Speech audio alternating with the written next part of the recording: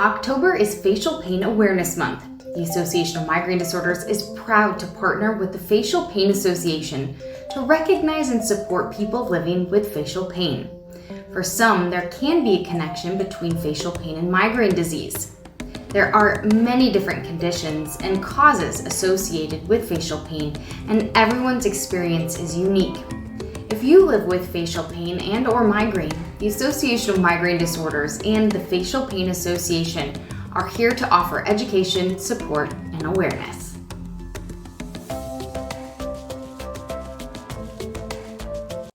Good evening. Thank you for joining us for Navigating Neuropathic Facial Pain Together, a live webinar to kick off Facial Pain Awareness Month. I am Melissa Bombick, CEO of the Facial Pain Association. I want to thank the Association of Migraine Disorders for their support. They provided the video that you just saw, and we are partnering with other organizations who will show their support through short videos throughout the month. If you're watching our social media, you've already seen several posts showing how our community is participating in building awareness. We have many activities planned for the month, including the launch of our 2023 video series featuring presentations from our conference in April. You can also send photos with your awareness merchandise or share your story to inspire others. Please visit our website at facepain.org and click the link on the homepage. Let's face today together. Tonight, we are joined by three members of our Medical Advisory Board, Dr. Ray Sekula, Dr. Julie Politzis, and Dr. Don Nixdorf. Dr. Nixdorf is the professor and director of the Division of TMD and Orofacial Pain at the University of Minnesota. He is also a member of the American Academy of Orofacial Pain. Dr. Politzis is the Dean and Vice President of Medical Affairs and Strategic Initiatives and Professor of Neurosurgery at Florida Atlantic University. She is also the President of the North American Neuromodulation Society.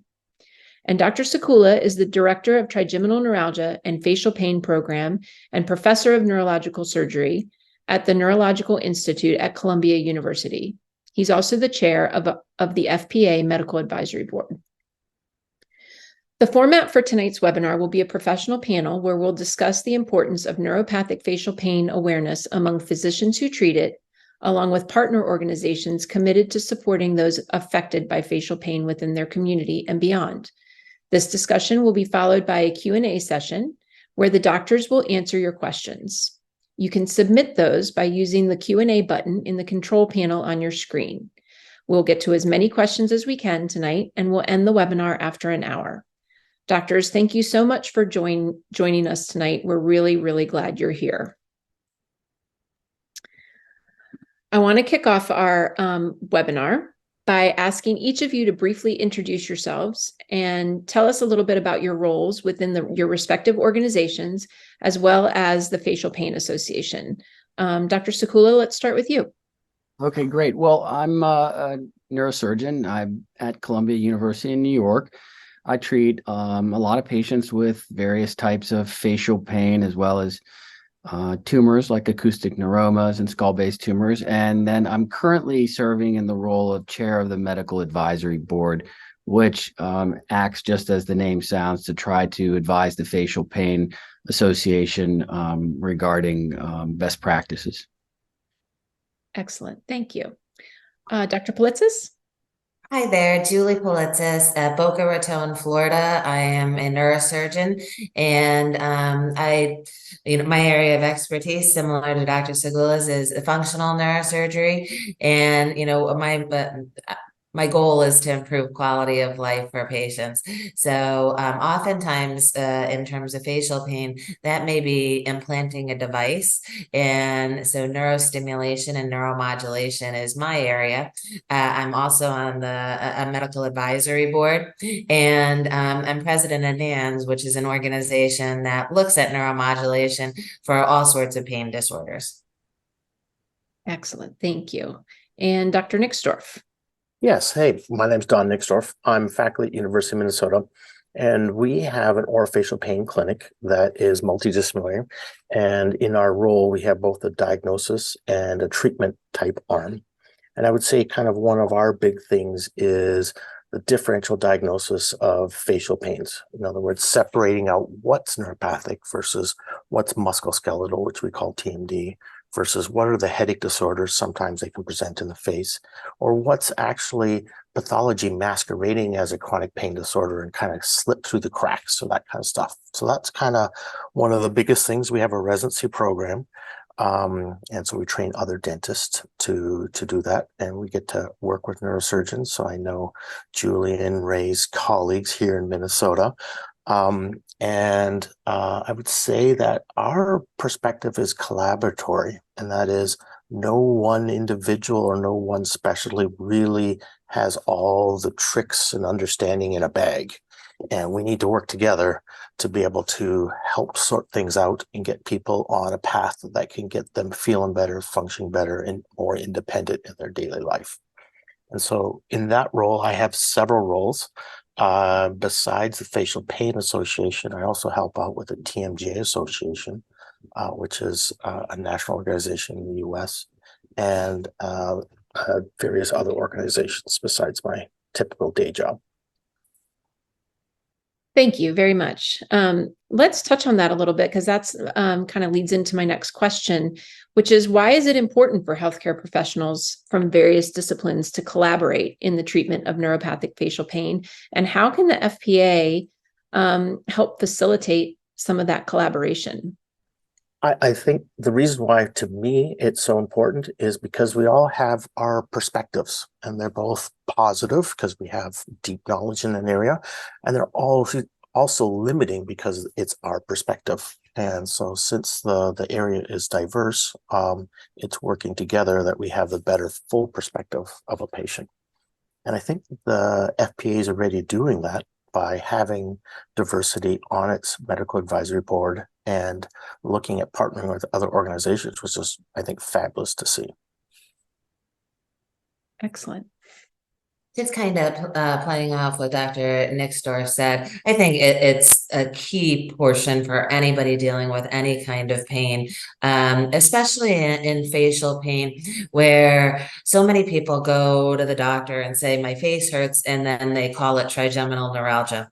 And, it's just almost an automatic reflex. And that's not the case. And, everybody on the call knows that and knows there's nuances, but we have to not only work together to make sure that patients get the best care and that we educate patients, but we have to educate our colleagues as well, and to let them know different tips and tricks from different groups. I think FPA is doing a great job. A webinar like this is a great example, where we're looking at this 3 different ways. And I think with what you've done with the newsletter and some of the publications, I think that can be really meaningful for patients as well. And, it can probably inspire some of the groups at different areas to bring some experts in those topics from their areas to their support group. That's true. That's great. Thank you so much. We are really trying to expand those partnerships and those relationships. Dr. Sakula, anything to add? You're muted. Thank you. I agree wholeheartedly. And, I would just say, as Don was alluding to, the FPA is spending the year really trying to educate the dental community. And then there's been some talk within the organization about the neurology community in the future. So, I think there's a lot of really positive momentum within the organization for patients' benefit. Thank you. Thank you. So getting the correct diagnosis is really important for those living with facial pain. And as specialists, can you explain, 1, why that's so crucial? And then 2, how should patients go about getting that? Or people living with facial pain, who should they see? Dr.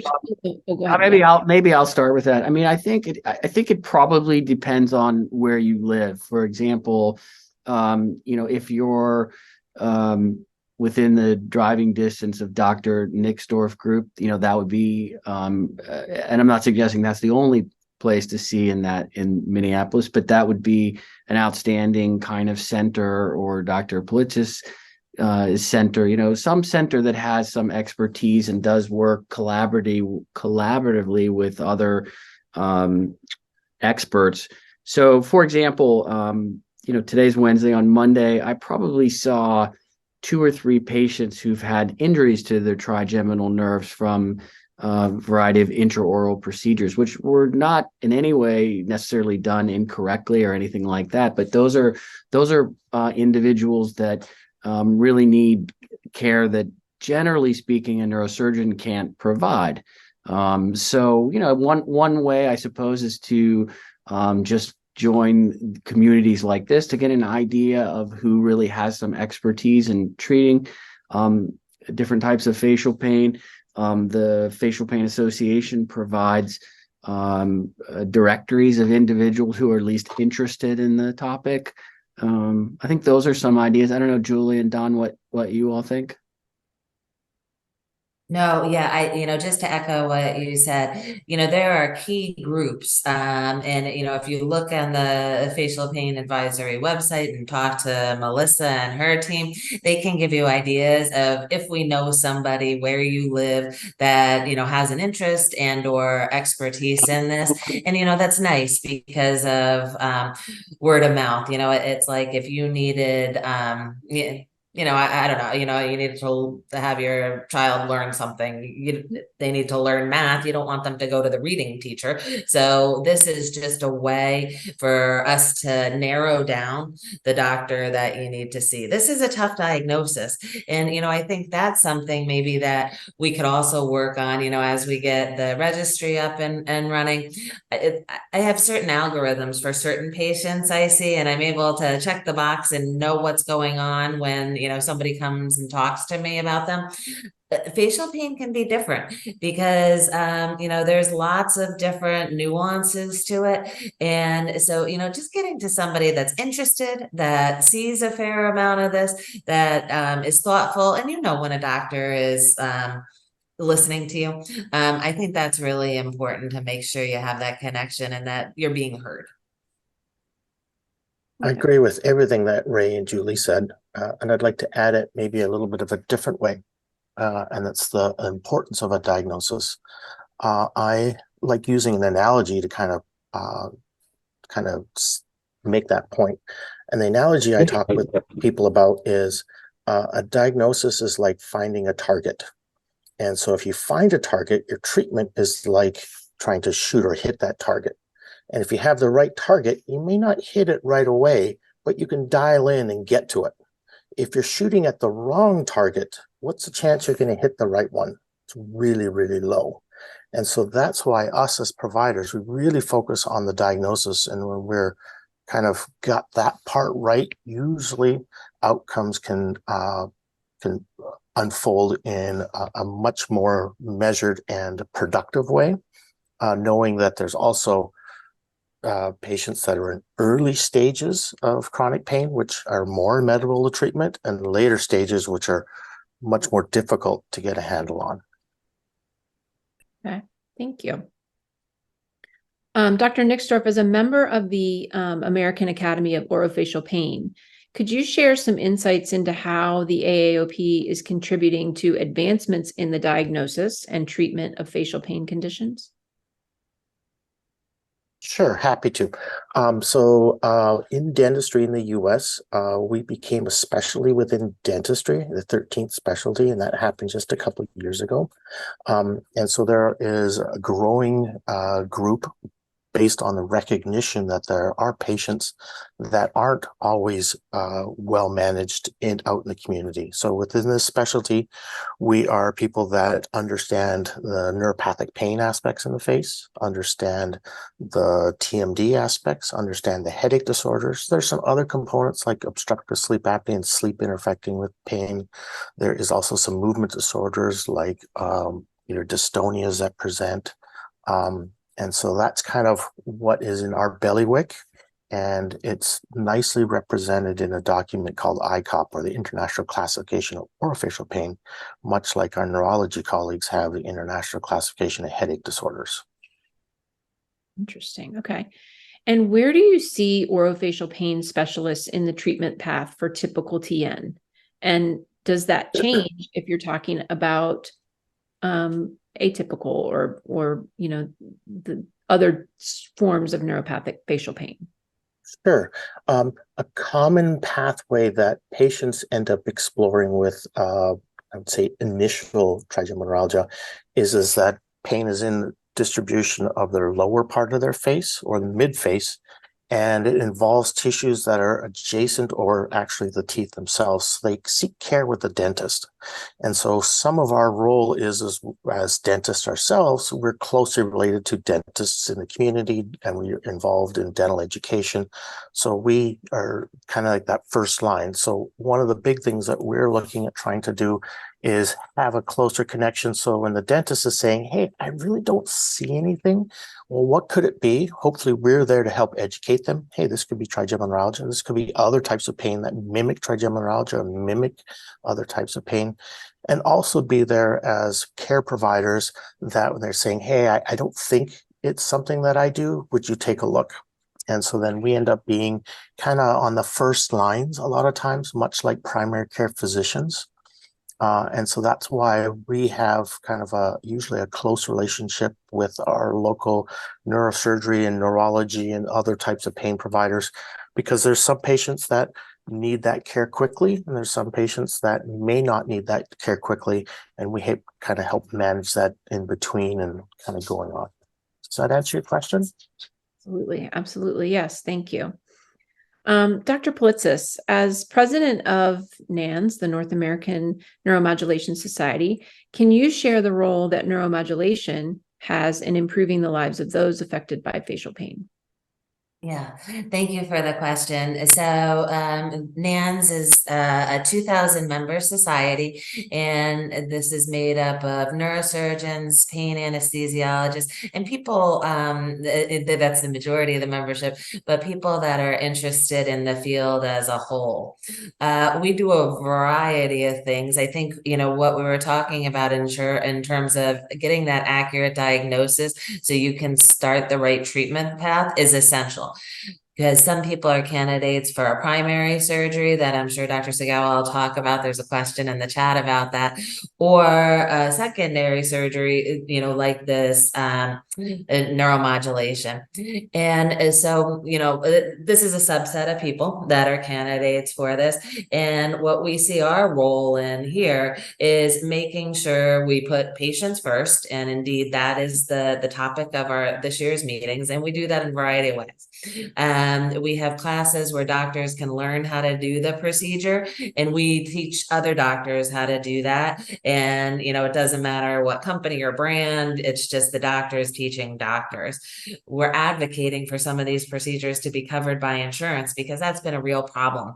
So we're supplying information, writing about it, and then working with our advocacy group who has connections at all levels of government to make sure that there's access to these areas. And, then we need folks like you on the webinar that are success stories. And, we're going to be sharing some of those at the meeting. So if anybody has some of those stories, Melissa can connect you with me after this. But it's important to, let your friends and people that are suffering with what you're suffering with know that, there's hope. Absolutely. Thank you. So you mentioned insurance, and that is a real problem that, people have trouble getting that covered. What steps should people take to try to either get that covered, or what do they do then if they're not able to do that? Yeah, great question. And, one we deal with all the time. And, so again, we try to do certain things as societies to make this easier. But when I have a patient that comes to me, and the first thing I have to do is, know what exactly the patient has had done and document that very well so it can be sent into the insurance company.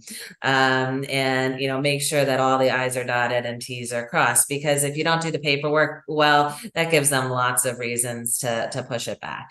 Mm-hmm. Of course, every insurance company varies on what they want to see in that document. So that can be a little bit tough. There's a chance then for this to be appealed. And, so often your doctor will write a letter and show some evidence about this. I will tell you the greatest successes I've had are when patients advocate with their insurance companies for themselves. So that goes really a long way with people. And there are other options, and we might go in real directions, but then if there's been a real problem and we just can't get an answer going through all the right pathways, patients can elevate this to their Congress people. If this is really what we'd like to call a physician directed therapy, as opposed to what insurance sometimes deems as experimental, even though there's plenty of evidence for it. Mm-hmm. Excellent. Thank you. Dr. Sakula, in your, expertise area or expert area, and as the chair of the medical advisory board for the FPA, what can you tell us about the current state of research and treatment options for neuropathic facial pain? There was a question in the chat, it would be interesting to hear, to know if there's been any new procedures to treat or alleviate TN in the last 5 years. Well, I think some of the neuromodulatory procedures that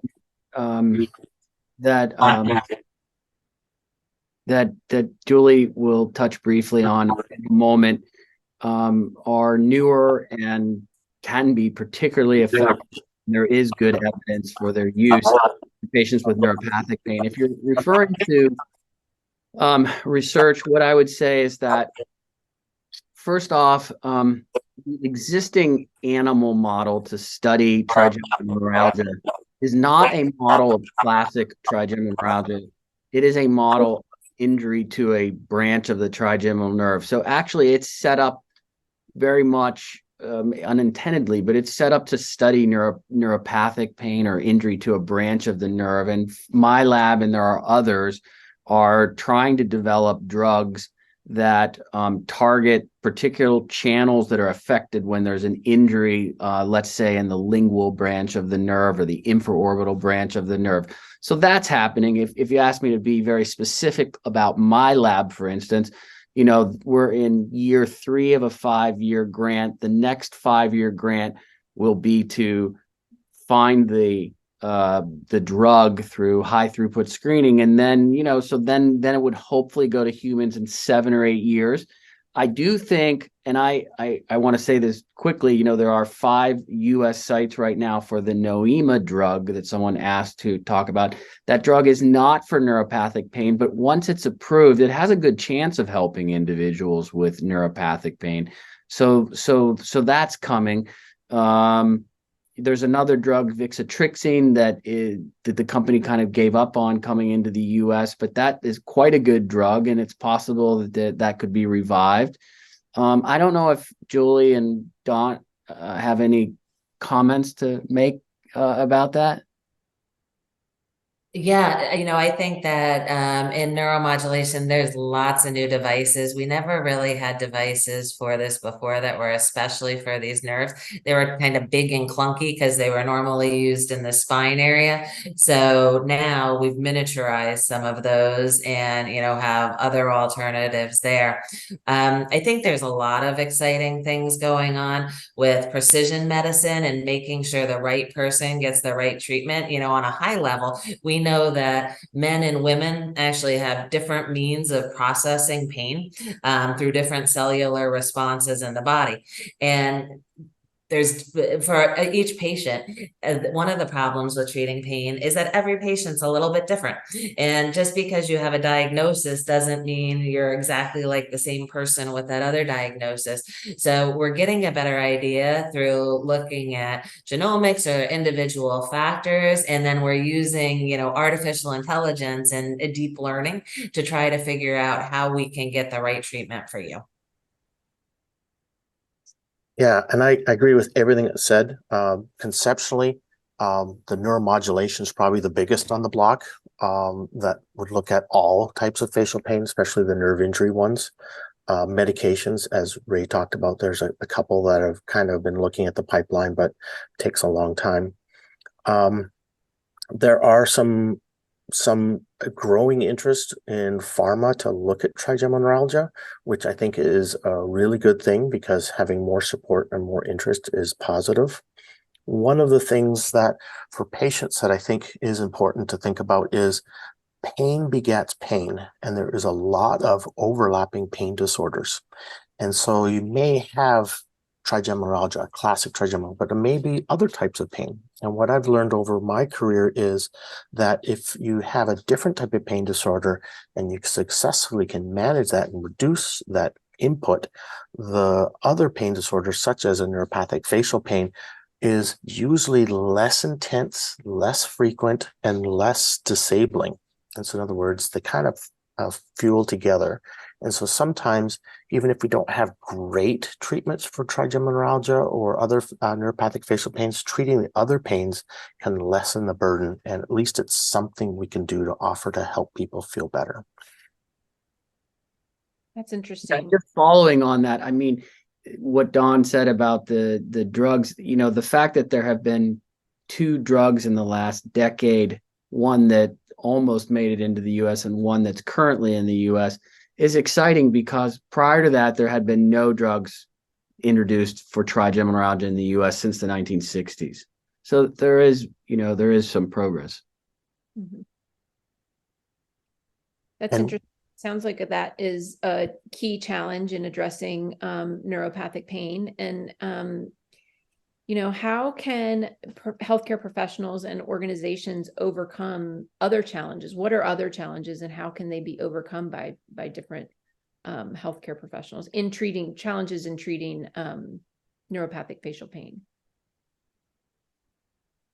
Well, maybe I'll start. I mean, I think, for example, just what Don's group is doing and has been doing, or Julie's group, or what we're trying to do, or plenty of other groups, more specialized groups that really think about these disorders, have a variety of experts who can tackle this problem, is really useful, because unfortunately we still see clinicians who are less informed from a variety of disciplines performing procedures that cannot possibly help that type of pain. And as both Don and Julie said, finding, to the best of our ability, pinpointing or targeting the diagnosis, I think is, and have thought for more than a decade, is paramount in this problem. Now, we can't always, but many times we can nail down, yes, this is classical trigeminal neuralgia. I mean, why exactly classical trigeminal neuralgia is up for debate, but it is a unique type of facial pain. Or,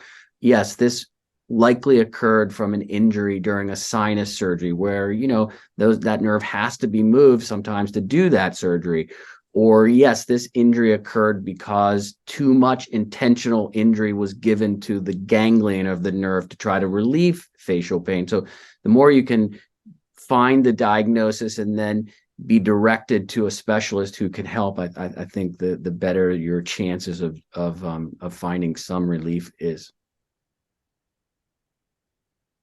One thing that kind of struck me as we were all speaking is, again, just people, doctors like to have patients that they can help. And they help people by being able to understand the diagnosis and offer treatments that work. But even just that understanding the diagnosis and then knowing where to turn. So I think one thing we could do as a group, the patients, doctors, CEOs of advisory boards all together, is help give doctors those tools to kind of an algorithmic diagnosis. And I know I was talking about personalized medicine, but if you don't start with that algorithm of if this then that as a starting point, you never really get into the nitty-gritty of personalizing that. And I think that would empower people. And my hope by empowering people to take care of patients and really get them to the right physician is then they're going to start thinking about this more.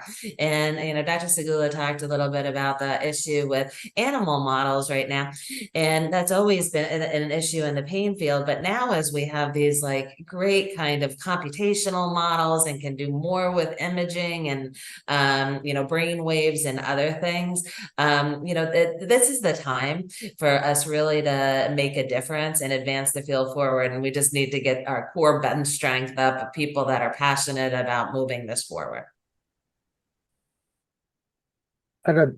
I agree again with everything my colleagues have said.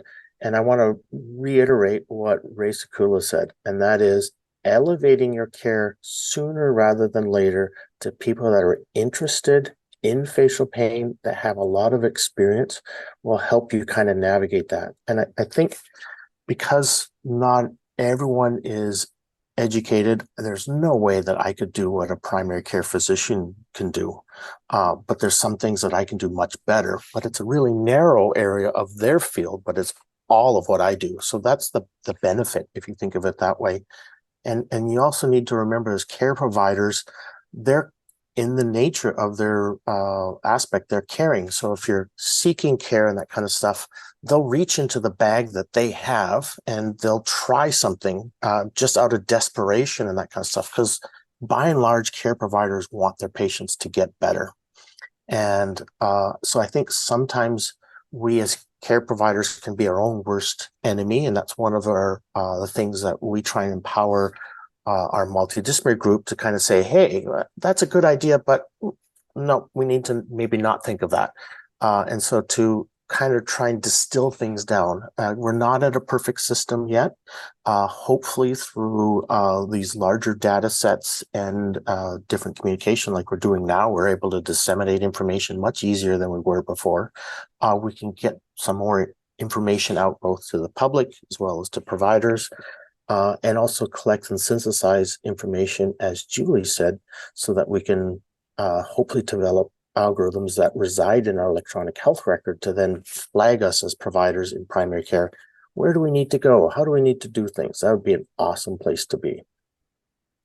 Yeah, and I would just follow that and say that, in a very direct way, I never see patients from Dr. Nixdorf or Politzis's group. And the reason I don't see patients, I imagine, is they know what they're doing. So people aren't calling us and saying, because they've found help there. And so I think finding a group that knows what they're doing, as obvious as it sounds, isn't always what happens. And taking the time to do a little bit of homework like that can really help. And I just want to, emphasize something that Don just said too about, the group taking a step back and pausing. Who's gone to the doctor? You go seemingly for something simple, and then one thing you get an abnormal lab, and then that leads to another test, and you find yourself like in this whole situation where you never even really had a problem to begin with, or you get a problem along the way. And so the value of pausing is really important. And I think that, just kind of regrouping, thinking, taking a comprehensive look is really important, because I totally understand that this is awful and debilitating and so hard to live with. But if you keep doing things sometimes and re-stressing the system, it gets worse and worse and worse. So sometimes the best thing you can do is just say, okay, I know there's going to be options, I have hope, but let me just pause for a minute, let me see if this works. It's only been 4 weeks, it's only been 6 weeks, and I know it's easy for me to say it's only been 4 or 6 weeks when I'm not living with it, but that can let things cool off in the body. Yeah, I think that's really important. Mm-hmm. One of the things that you all have touched on is the importance of finding a specialist, finding someone who knows what they're doing and is experienced. I thought Dr. Nixdorf, your way of speaking about that was great. And we have a lot of resources on the FPA website to help people find doctors in their area. We have a Find a Doctor list. And then we also have all of you and your colleagues who are on our medical advisory board, who are also resources. But in what other ways should people go about finding these specialists? I think one way would be to look at the American Association of Orofacial Pain. And so it's a newer, growing organization, so it may not have a lot of traction or visibility. And so members of that will have an interest, and you can look them up, and the members are listed, so you can just Google that. You could also take that a step further. You could look at, what about the people that have went and gotten the extra level of credentialing and did boards? So in other words, they're diplomats of the American Board of Orofacial Pains. In other words, their peers have evaluated them and said, yes, you know what you're doing. So that would be kind of a step up in that side of things. You can target people that have graduated from a CODA accredited program. Those are listed online. So CODA is CODA. And so That's our dental education evaluation board. And so they've said, yes, I think it's 12 programs. There's a new one coming up in Philly. So those 12 plus one are teaching the standard of care. They're following evidence-based medicine. They're up to date. And so graduates from those programs, or even going to those programs or where they're located, would be a reasonable thing from the dental or facial pain perspective. And I would also think that our headache neurologists would be very knowledgeable. They get trigeminal neuralgia. They have a lot of crossover. Some of them are really big leaders in the field of the research. And I think their American Headache Society and their organizations would probably be a big, good resource as well. I love that idea, all those ideas, Don. And I think, that gives you an idea of where you gave so many strategies, one of like setting the bar of board certification and, accredited programs. And then, I like the idea of the headache neurologist too, because in most towns, you'll find a headache neurologist. The other thing, if you have a primary care doc, or you have, even your orthopedic surgeon, or some doctor that you trust in your life, and you explain to them what's going on and ask them who they would send their family member to. I think that's a good way to get some referrals. And again, I know that everybody's in pain, and so sometimes it's easy to go, oh well, I'll just see their partner, or I'll just go into the quicker appointment. If somebody particularly recommends somebody to you and says this is the guy or the gal, go see that person. Mm-hmm. Okay. We're a little more than halfway through our hour, so I thought we would move into some patient questions now, and questions from people who are attending the webinar. We have a question talking about different causes leading to a diagnosis. Dr. Sakula, I'll start with you on this one. What is your advice for people diagnosed with idiopathic TN? How many cases do you come across with that? And what's your advice for those people?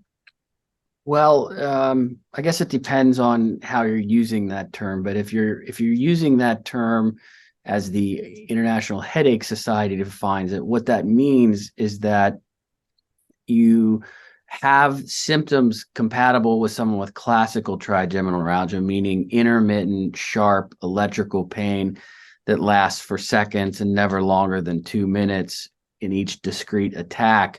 But there is not evidence for deformation of the nerve by an artery or vein. So it means that you can have an artery contacting the nerve. And, the bottom line about that is that microvascular decompression can be a reasonable treatment for that. The overall chances of success are not as good as someone who has arterial deformation. So I guess what I would say is that you might meet with someone to consider classical microvascular decompression.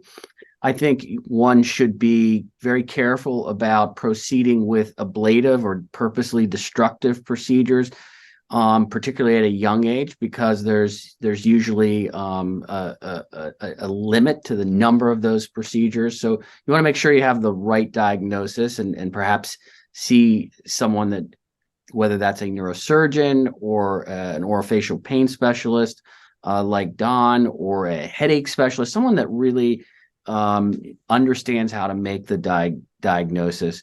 But I'd be careful about purposely destructive procedures, and you might consider neuromodulation.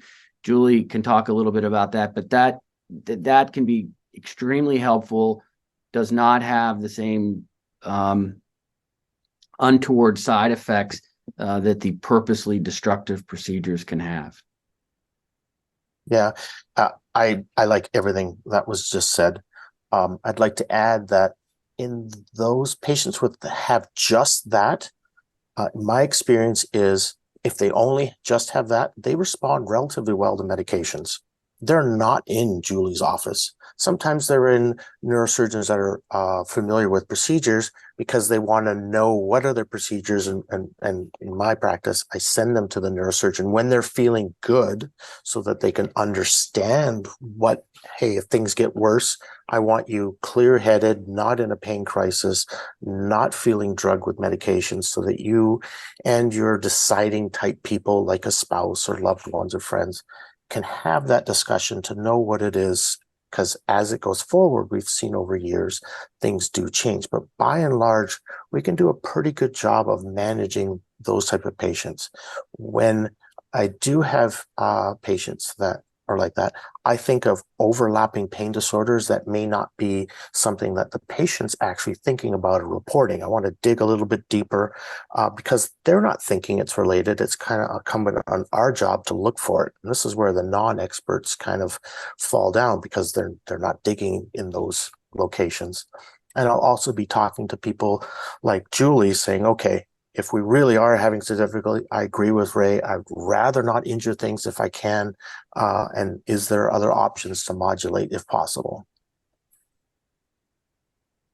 Okay, thank you. Agree with everything that's been said. It was interesting because, just to kind of emphasize the points that were made during COVID, there were some cases in our center of trigeminal neuralgia that we may have operated on if the ORs were open. And we didn't, and then we're able to manage them much more conservatively with good outcomes. So I think to Don's point, there's a subset of people that are going to do well with a lot of interventions, whether it be MVD and or medications. In terms of stimulation and what we generally talk about, there's two main types. So there's peripheral nerve stimulation, and then there's spinal cord stimulation. There's more advanced things than this, but these are the starting points. And so for peripheral nerve stimulation, the thing that's awesome about this is that it's right under the skin, and that it is a very it's an incision, but it's very non-invasive and non-dangerous. It does involve living with a device, so you have to think about that. It's a device kind of like a pacemaker. Another problem with the peripheral nerve stimulation is, even though we have more and more evidence of its success, this is, again, a physician-directed therapy, so there may be some insurance coverage issues. One of the things we can do oftentimes is, when you think about the nerves to the face, these go through the trigeminal nucleus, as we know, and, that actually goes deeper down, or more towards the feet than you would think, where your face is, and it actually goes into the spinal cord. And so sometimes what we can do is actually use spinal cord stimulation in order to treat symptoms. And the nice thing about both of these devices is they're not destroying the nerves, and you can take them kind of for a test drive. We try them for 7 days to see if they work before doing anything permanently. Okay, thank you. We have another question about someone who was told they have glossopharyngeal neuralgia. And although they're beginning to think that they have components of TN as well, is it safe to assume that the same medications will help glossopharyngeal neuralgia as will help, let's assume, classical TN? Dr. Skula? Yeah, well, my experience with that is that most patients with classical trigeminal neuralgia will respond, at least initially, to carbamazepine or oxcarbamazepine. That is true to a large extent with patients with glossopharyngeal neuralgia, but not quite to the extent. So you can have glossopharyngeal neuralgia due to ostensibly due to a blood vessel that does not respond initially like classical trigeminal neuralgia. But glossopharyngeal neuralgia, like different facial pain, also has a number of variations to it, and some of the forms are not due to blood vessels. I don't know, Julie and Don, if you want to talk about that a little bit. Sure. So I sat on both the International Headache Classification International Consensus meeting as well as the Orofacial Pain one that talked about the disorders. And realistically, what we ended up doing is we end up saying, we know a lot about trigeminal neuralgia. We know very little about glossopharyngeal neuralgia, intramedius neuralgia, and we pretty much went, okay, of what's published, which is very little, so we're just going to adopt it. And my clinical experience is saying, well, that's probably not fair. I don't think all those nerves are the same. I think they're a little bit different. They definitely present different because they give nerve sensations to different areas. But as Ray was saying, it's they're they're a little bit not. So what I have now learned is that when I look at the criteria, I think of them as a guide. Criteria only are a guide, but I think of them a lot less of black and white. Whereas in trigeminal neuralgia, we know that fairly well. It can be fairly rubric oriented, meaning we can do an algorithm type thing and we can be right a lot of the times, but not so with glossopharyngeal neuralgia and intermedius neuralgia. At least that's my opinion. Okay. Agreed. So, yeah, I don't have much to add. I think that really was great. And I love the way both of you explained this. And it's just, we have more experience and we have more data points. And, it is another reason why it's important for the registry and for these things to be studied. Thank you. Dr. School, I'm going to start with you again. Can you talk a little bit about the difference or even the similarities between occipital neuralgia and trigeminal neuralgia? The question that we have is, do you believe there to be any connection between the two? And then there's another question that asks about if you can talk about the different types of facial pain and if the eyes are often involved. So do those two things go hand in hand? Are they connected in any way, or are they just completely different? Well, I'm going to turn this over to Julie in just a minute because she spent a lot of time with occipital neuralgia. But I mean, I still see it every week, and I used to spend an enormous amount of time studying occipital neuralgia, which is a fascinating condition. I mean, to answer your question directly, there does seem to be a connection between what's referred to as the trigeminal tract, which extends to the level of the upper cervical spinal cord and the occipital nerve. So we've certainly seen cases that I don't know that we can explain it perfectly well, who have both occipital neuralgia and trigeminal neuralgia. There is a lot of interest now on the part of neurosurgeons, plastic surgeons, oral facial pain specialists to really help with occipital neuralgia. And I mean, again, I think maybe Julie, I'll just turn this over to you. You've spent a lot of time thinking about occipital neuralgia. It's a fascinating condition, but it's definitely related in many ways. Julie, do you want to talk a little bit about it? Yeah, no, I think that was good. In terms of what there's definitely some proximity of the nerves, and you can see how those could be coexist. I think also, as Don was mentioning, it is not uncommon to have multiple pain patterns in different patients, and so often, kind of trending for something systemic going on. And if you treat one, the other will get better. I also think, when you're in pain, you guard the area, you start doing things like shrugging up your shoulders or holding your neck. And so I think there's some component of that can be compensatory. And then, if this goes untreated, the key thing here is when this develops, get it treated. Because if your body gets used to it and you go past that 3-month mark, or, it starts becoming chronic, the cycle changes in your brain and how it's appreciated. Don, you want to say anything? Yeah, I'm going to take a little bit of a different view. I think this is the first time I dissent with you guys, maybe a little bit. Maybe I am the same, but I've taken a perspective of that it's not a true neuralgia as in trigeminal neuralgia. It's more of a neuropathy or neuritis to begin with. And again, it's probably a little bit different on the referral base and how things go.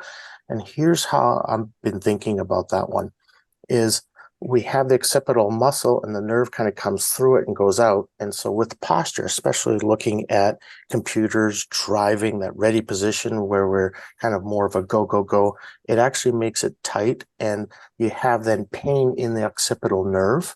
And I think because the terminology suggests that it's a neuralgia, it gets put into what we see as like a classic tic, and where it's actually probably more of an irritation of the nerve to begin with. And that's why Julie's picking up. These patients have, as a group, some other chronic pain disorders because it's got that muscle component of things and so forth. And I completely agree with Julie is if you get it late, it can be very difficult to treat. You get it early, it actually looks more like a neuritis and can be effectively managed very simply. Yeah, I don't think that I did as good a job explaining that as you just did, because when I see a patient like that, unless they've had some sort of blunt trauma to the nerve or a surgery in that area, one of the first questions I ask them is, what is there anything you think you're doing in your environment? Because I've actually had occipital neuralgia from carrying too heavy of a bag for years up the hill in Pittsburgh and straining my neck. So I know it pretty well. And I think you're exactly right. It's often either something that happens to us, a whiplash injury or a blunt blow, or just how we're holding our head, as I think you both said. And it's really a condition that can often be helped quite a bit. But again, it's another one that requires someone who really understands it. And it's amazing to me how few specialists really do. Dr. Nixdorf, you mentioned the neuropathy, and we have a question about that. As a patient with trigeminal neuropathy of the V2 branch, how can I assist in continuing to grow the knowledge base in this area and advocate for myself and others with this diagnosis? Dr. Nixdorf, I didn't know if you had a thought on that. Yeah, sorry, I had it on mute. From a learning perspective, I think getting engaged in the facial pain association is really good. So my understanding was years ago, changed from the Trigeminal Neuralgia Association to the Facial Pain Association to be more encompassing, because as you probably already heard, neuropathic pain, you have two major types. One that's a sharp shooting, comes and goes. There's periods of rest of no pain in between in the typical type of sense. And then there's another one that's associated with nerve injury that is kind of characterized by being consistent and chronic and really only changing with exacerbation, but never really going lower, at least on a day-to-day basis. And so sometimes they overlap in the same area, and sometimes they can make it difficult to tease those apart. And so I think the Facial Pain Association is a good place. Going to your different organizations that have an interest, like I said, the headache aspects as well as the orofacial pain aspects. Don't be shy about PubMed.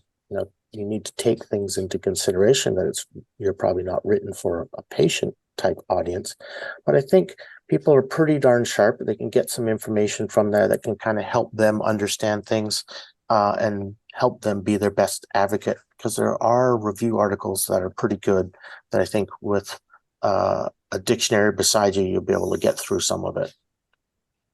I wanted to ask you a question, because as you were explaining, occipital neuropathy, and I agree that, I think it starts out that way. I think maybe over time, it may transition a little bit when it's more long-standing. And so kind of along those lines, if you had a V2 neuropathy, how often would you see that with TMJ type symptoms? Very rare. So a neuropathy in TMJ is rare because TMJ or TMD is a very common disorder. And think of it as kind of like low back pain or neck pain. It just happens to be muscle joint ligament pain in the face of the joint and muscles and ligaments in the face. So from a neuropathy perspective, you need to find, quote, unquote, the smoking gun. In other words, what caused the nerve injury? Was it infection, like a dental infection that injured the nerve? Was it a viral infection? Was it a trauma, such as blunt trauma or procedural trauma? You need that to actually, as part of one of the criteria to fulfill that diagnosis. Thank you. I'm not sure who the best person to take this question is. Is it possible for an injury to the trigeminal nerve to be undiscovered until it worsens over years? And if so, how is it diagnosed? I want to hear Ray and Julie's view on this. Go ahead, Julie. I can follow you. Yeah, I think often in medicine, there's, kind of a multiple hit theory, right? So I think that sometimes, you're born with kind of a genetic disposition to have pain, not have pain. And that may not hold true in all cases, but it starts there. And then as we go through life, various things happen where you may get small, seemingly harmless nerve injury that you don't even know about. And then you get to a point where, something critical happens. I think a good example of this, and it's not particularly nerve injury, but, like back pain, and thinking about how that can gradually get worse as life goes on. Oftentimes it can be completely different where it just happens all of a sudden right after an injury, but to the asker's question, yeah, I think it's possible. Yeah, I would agree with that, and it's just a very difficult problem to study, as we alluded to earlier.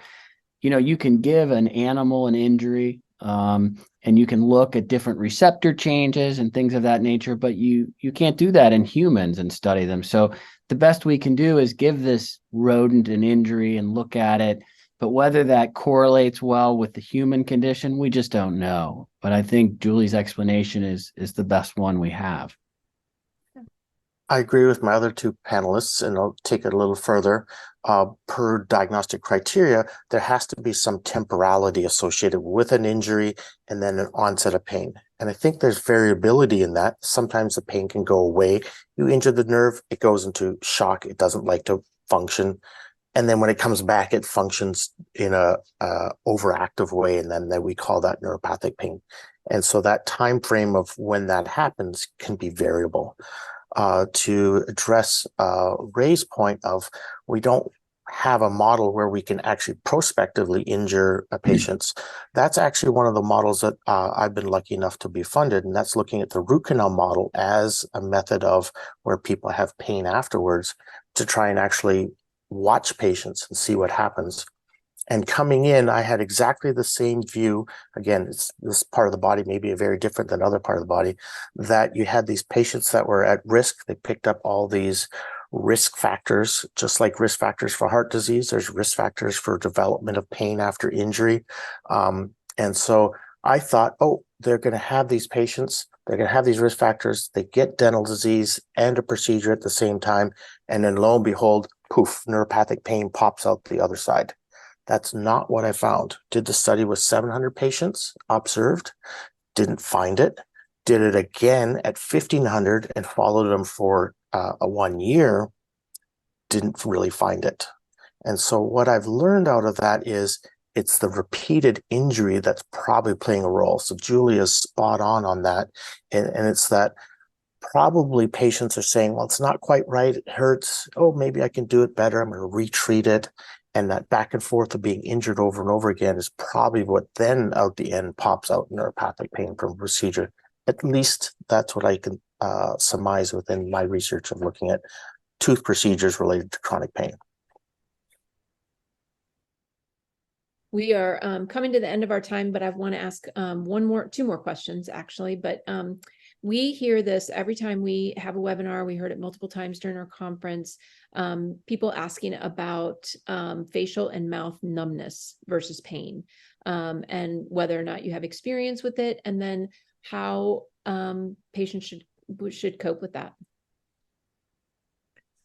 Well, I'll start by saying that if you have numbness, at least appreciable numbness, then it's not classical trigeminal neuralgia. And it certainly requires imaging. There's a lot we don't know. There are probably viral injuries that that result in numbness to the face. There's certainly tumors, almost always benign, but not always, but almost always benign, that result in numbness. So it requires imaging. And maybe I'll turn it over to Julie and Don to follow up on that. The point that Ray brought up about observable, one of the things I want to clarify what he was meaning there is one where the patient feels numbness, but the doctor can't find a loss of nerve activity. That, and a lot of times in the face, actually can be TMD. So they can refer pain, but it can also refer the sensation of it being numb or different or thick or fat, which is then perceived as numbness. So some of those type of things, I think TMD first, if we can't find nerve pain. And I would like to hear what Julie has to say, because I know she has a lot of experience. And so a little bit of experience here in Minnesota is sometimes with peripheral and ganglionic stimulation, some of the patients that were experiencing true frank numbness after modulation were actually getting some of that sensation back. And we can't explain that here in Minnesota. So I want to see if Julie can explain it. No, I wish I could explain that. And, I think that is what is important to know is, I would not have stimulation to try to return numbness. It ends up being an added benefit. If you have pain and some numbness, those are the folks we see it in, but we don't have a means yet of predicting which patients are going to have that and which patients aren't going to have that. So, I think more to come. One of the things I'm hopeful about getting some more information in this is spinal cord stimulation. And I know this is kind of seemingly unrelated, has just been approved for diabetic peripheral neuropathy. And there's some pain and then there's some numbness and other things. So I'm interested there. They had good preliminary data showing that numbness was getting a little bit better. I'm interested to see how that plays out and taking the lessons learned and seeing if we can apply that in treating facial numbness. Great, thank you. All right, as we wrap up, you guys can see the questions, and we've been talking for this hour. I'm going to go around and ask each of you if there is any sort of takeaway or message that you want people to know after our hour together. So, Dr. Nixdorf, I'll put you on the spot first. Okay, I'm horrible at reading questions and answers. I always love them being fed to me because then I'm going through here trying to figure out which ones. Here's one that I can comment on. How often do you see autoimmune disease like Sjogren's overlap with neuropathic trigeminal pain? Not commonly, but we do see it. And sometimes, especially when the autoimmune disorders are really early, they can have this weird type presentation where we as providers say, it doesn't look like anything like we see in a pain field, and we'll call it idiopathic, meaning we don't know, but we recognize that there's something there. And it's usually over time we pick up that there's an autoimmune disorder and it played a role in the neuropathic pain and nerve injury. So yes, that can occur. Okay. Dr. Sakula, we'll go to you next. Okay, I'll just choose one question. What do you do with a patient who has idiopathic trigeminal neuralgia who's allergic to anticonvulsants and other meds aren't effective? Well, I mean, that sounds like a time to consider one of the surgical interventions. As I stated, I think it's best to try to, if you can, avoid, especially depending on your age. If it's a much more elderly patient that, just to be blunt, doesn't have 20 years to live, then some of the ablative procedures are wonderful options. But otherwise, you might want to consider one of the neuromodulatory procedures if those experts think that you're a reasonable candidate, that could potentially be very helpful and not harmful to you. Excellent, thank you. And Dr. Politzis. I'm really lucky to be here tonight, and I'm so lucky to be involved with FPA and everything that Ray and Melissa and Brandy and Bon are all doing, and all of you to be here. While this is a terrible disease or diseases, because I think a lot of things are different, I have a lot of hope. I think there's, we're learning a lot more about pain and understanding it more, and we're finding new and innovative ways to study it, as well as to treat it. And, so I think that our knowledge is growing exponentially, and I'm really hopeful for all of you, having more options in the very near future. And I found a question I thought was insightful and could be helpful for a lot of people. And they asked, what's the difference between neuralgia, neuropathy, and neuritis? And I'll take it in the opposite order. Neuritis is inflammation of the nerve. So it could be just short standings. In other words, you irritated it, you banged a nerve, it got inflamed, and then you get nerve-like symptoms. It could be also related to chronic irritation, and it could be long-standing for a long period of time. And what you would think about doing is you could treat the inflammation and the nerve symptoms should get better. So that's classic neuritis. Neuropathy is an injury to the nerve. In the definition, you have to have a loss of nerve function along with pain. So that's your neuropathy. And so neuropathic pain and neuropathy are often used together. And then neuralgia sometimes is used two different ways. One of them in a way of saying, oh, there is pain within a nerve, because it's nerve pain is the two parts of that word. And it's used as a descriptive term. And that's probably why some patients are not so appropriately sent to neurosurgeons, because they could say, well, you could do a neurosurgical procedure. And you're like, well, you have the other type, meaning it's just nerve pain in the trigeminal distribution. And then the one that most often we talk about, especially in learned areas like FPA, is it's actually a diagnosis of a specific condition which has sharpshooting type pain with no pain in between, as Ray talked about earlier. Great, thank you. Well, that is a great way to end this. Thank you very much, all of you, for being here tonight. We're so grateful. Thank you for answering all these questions. To everyone who's attending tonight, thank you very much. Thank you for bringing all these questions. I will hold on to all of them, and we may address some in future webinars, in conferences. I may send some to these doctors and let them answer them as well. So again, I just really appreciate you getting those to us, and thank you for attending tonight. Thank you, doctors. It's really a great session. My pleasure.